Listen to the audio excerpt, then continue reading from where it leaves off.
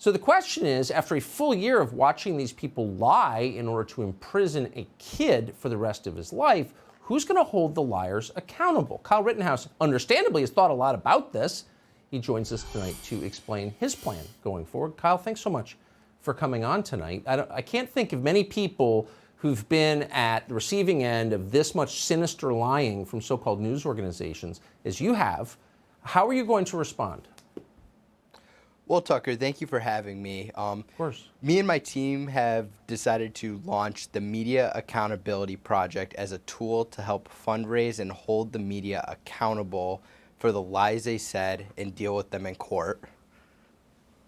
Interesting. So the idea is maybe like the Covington Catholic kids, you will be suing news organizations that maliciously lie about people who are in the news? Is that the plan? Yes, sir. We're going to be holding them accountable, Tucker.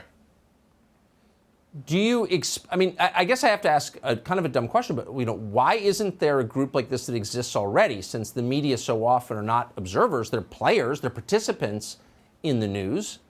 Why hasn't someone done this before?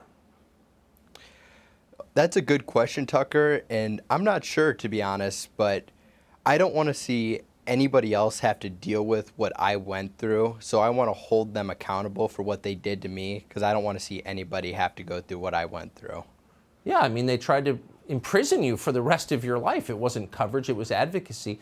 You have a lot of potential targets to sue yourself. Will you be suing any of these news organizations, and if so, when? Well, right now we're looking at quite a few. Politicians, celebrities, athletes. Whoopi Goldberg's on the list. She called me a murderer after I was acquitted by a jury of my peers. She went on to still say that. And there's others. Don't forget about Sank from the Young Turks. He called me a murderer before verdict and continues to call me a murderer. Interesting. And what about the people who called you groundlessly a white supremacist, which makes it pretty hard to get a job for the rest of your life if you're a white supremacist? Will you be responding to them? Absolutely. We are going to hold everybody who's lied about me accountable, such as everybody who's lied, called me a white supremacist. Yeah. They're all going to be held accountable, and we're going to handle them in a courtroom. Kyle Rittenhouse, I appreciate your announcing that tonight, the Media Accountability Project, and of course, we're rooting for justice as we always are. So thank you very much. Good to see you.